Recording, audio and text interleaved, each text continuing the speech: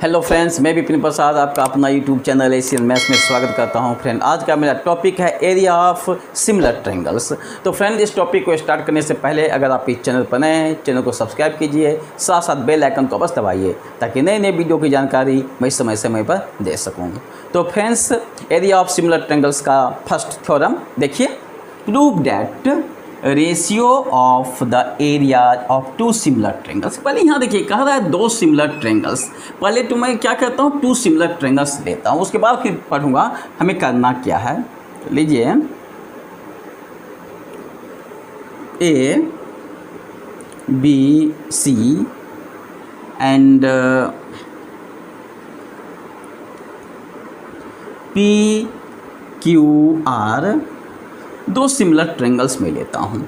जब to similar triangles है तो सिमिलरिटी का क्राइटेरिया तो मैं बता ही चुका हूँ, क्या होगा, ए बी का corresponding side P Q, so A B upon P Q, B C upon Q R equal to A C upon P R, यानी करस्पॉन्डिंग साइड का रेशियो प्रोपोर्शनल होगा एंड करस्पॉन्डिंग एंगल्स इक्वल होगा। यही ना similarity का criteria है। तो कह रहा है कि दो सिमिलर ट्रायंगल्स है, क्योंकि since triangles A B C similar to triangle P Q R, ये कंडीशन दिया हुआ है, सो देयरफॉर करस्पॉन्डिंग साइड का रेशियो क्या होगा, प्रोपोर्शनल होगा, यानी A B upon P Q equal to B C upon Q R equal to A C upon P R. इसको 1 में मान लेता हूँ। एंड एंगल ए का करस्पॉन्डिंग एंगल्स क्या होगा, एंगल पी, एंगल बी का angle Q, and angle C equal to angle R. इसको मैं मान लेता हूँ 2। आल्सो अब देखिए ये जो सब आपस में इक्वल है, ध्यान रखना है, क्योंकि यहाँ दिया हुआ है टू ट्रायंगल सिमिलर है, तो सिमिलर का जो सिमिलरिटी का जो क्राइटेरिया होता है, ये दो क्राइटेरिया मैं पहले लिख दिया हूँ। एंड इस 1 को हम प्रत्येक टर्म को स्क्वायर कर सकते हैं ना। तो इसको आप लिख सकते हैं इस फॉर्म में भी, A B upon P Q का whole square equal to B C upon Q R का whole square equal to A C upon P R का होल स्क्वायर। इसको आप लिख सकते हैं। इसको मैं मान लेता हूँ 3। क्लियर। अब मैं पढ़ता हूँ क्या कह रहा है, prove that ratio of the areas of two similar triangles. Ratio कर रहा है किसका, area of two similar triangles का। तो इस ट्रायंगल का एरिया और इस ट्रायंगल का एरिया का रेशियो लें, किसके इक्वल होगा, is equal to the ratio of the square of their corresponding side. Corresponding sides के स्क्वायर के रेशियो की इक्वल होगा।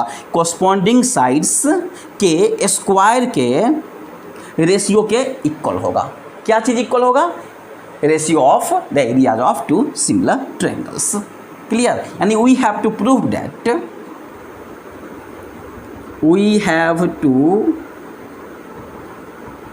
That area of triangle ABC upon area of triangle PQR equal to the ratio of the areas of two similar triangles is equal to the ratio of the square of the corresponding side। corresponding side के square के ratio के equal होगा। corresponding side यही है ना, तो corresponding sides के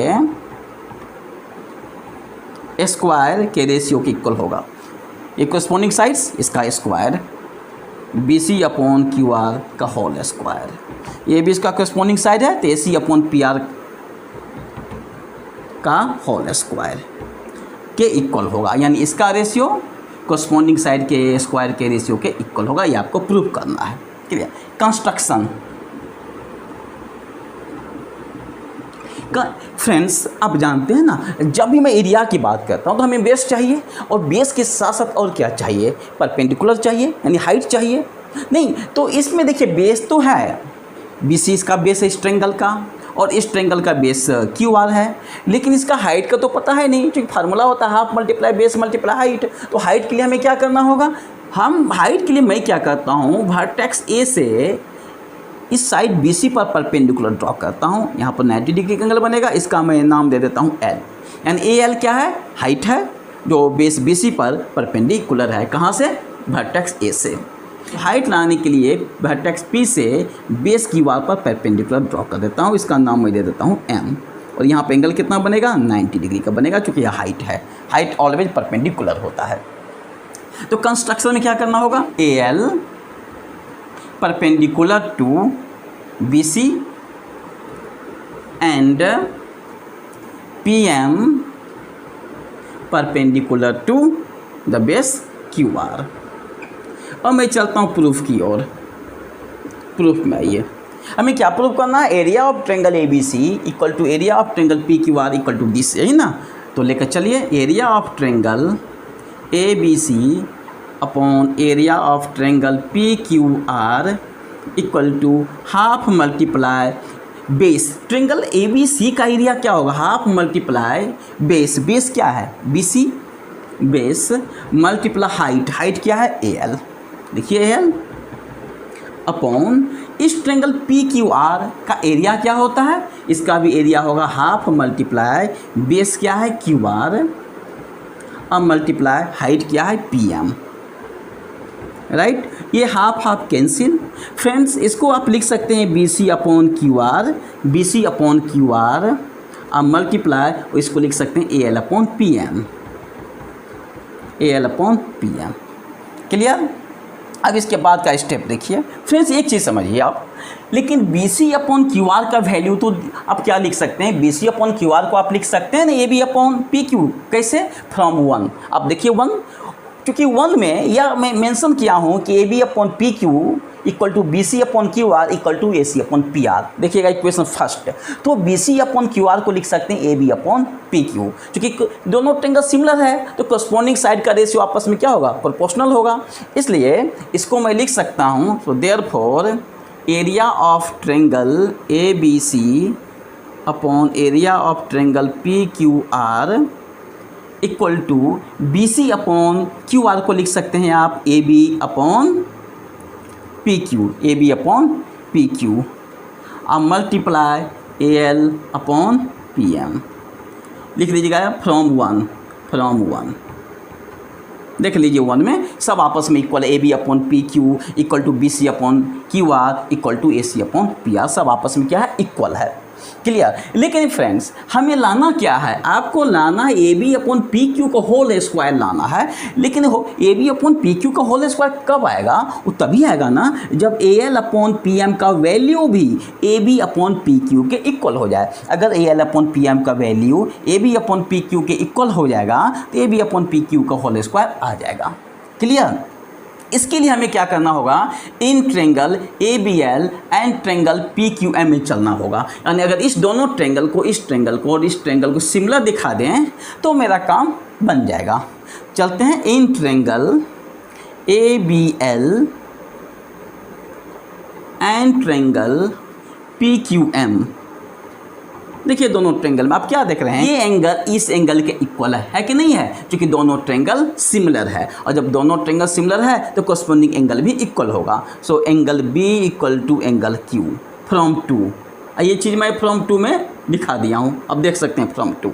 तो एंड ये एंगल कितना है, 90 डिग्री। इस एंगल का नाम अगर मैं लिख दूँ 1 दे दूँ, इस एंगल का नाम 2 दे दूँ, so angle 1 equal to angle 2, also angle 1 equal to angle 2। क्यों, ईच ऑफ 90 डिग्री, दोनों ट्रायंगल 90 डिग्री है। So therefore by A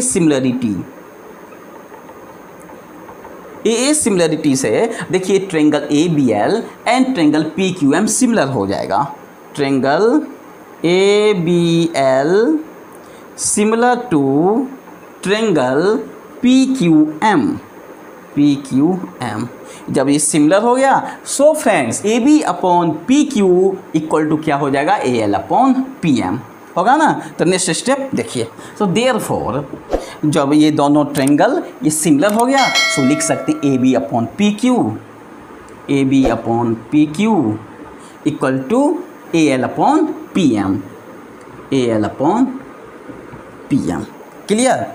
friends मैं क्या करता हूँ, इसको मैं मान लेता हूँ इक्वेशन 4 मान लेता हूँ, और इसको मैं मान लेता हूँ 5, from 4 and 5, from 4 and 5 we get. देखिए हमें क्या मिलता है, AL/PM के प्लेस पर AB/PQ शिफ्ट कर दीजिए, कीजिए। So therefore area of triangle ABC upon area of triangle PQR equal to AB/PQ अब मल्टीप्लाई इस AL/PM का वैल्यू क्या आया है, AB/PQ आया है, AB/PQ यानी इक्वल टू AB/PQ का होल स्क्वायर। देखिए आ गया ना। इसको मैं मान लेता हूँ 6 फ्रॉम 3 and 6 वी गेट। देखिए 3 में मैं क्या लिखा हूँ कि AB/PQ square equal to BC/QR का whole square equal to AC/PR का होल स्क्वायर, ये मैं बताया हूँ क्योंकि कोरस्पॉन्डिंग साइड का रेशियो प्रोपोर्शनल है। यहाँ पर लिख देता हूँ, मैं ये कर चुका हूँ, AB/PQ equal to BC/QR equal to AC/PR। चूँकि ये सिमिलर है तो कोरस्पॉन्डिंग साइड का रेशियो क्या होगा, आपस में प्रोपोर्शनल होगा। यहाँ तक मैं कर चुका हूँ। इसी को मैं क्या किया हूँ, सब पर स्क्वायर कर दिया हूँ, प्रत्येक पर स्क्वायर कर दिया, उससे कोई फर्क नहीं पड़ेगा। और फ्रेंड्स इसको मैं माना था 3, अब देख लीजिए। सो 3 and 6, तो 3 and 6 आप क्या देख रहे हैं, AB/PQ स्क्वायर का वैल्यू BC/QR AC/PR के स्क्वायर के भी इक्वल है। So therefore area of triangle ABC upon area of triangle PQR equal to AB/PQ का होल स्क्वायर इक्वल टू, और AB/PQ का होल स्क्वायर किसके इक्वल है, BC/QR के स्क्वायर के इक्वल है, BC/QR का होल स्क्वायर के इक्वल है। और BC/QR का होल स्क्वायर ये किसके इक्वल है, AC/PR के होल स्क्वायर के इक्वल है। यही तो हमें प्रूव करना है कि area of triangle ABC upon area of triangle PQR equal to AB/PQ का whole square equal to BC/QR का whole square equal to AC/PR का होल स्क्वायर, यानी that is ratio of the areas of two similar triangle is equal to the ratio of the square of the corresponding side, उसके corresponding side के square के ratio के equal होगा। देख रहे हैं ना, कोरस्पॉन्डिंग साइड के स्क्वायर के रेशियो के इक्वल है, राइट। यही तो थ्योरम है, बहुत ही सिंपल थ्योरम है यह। सो फ्रेंड आज का यह वीडियो कैसा लगा, अगर अच्छा लगा होगा प्लीज़ लाइक से सब्सक्राइब करना नहीं भूलिए। फिर मिलेंगे नए वीडियो के साथ। जय हिंद।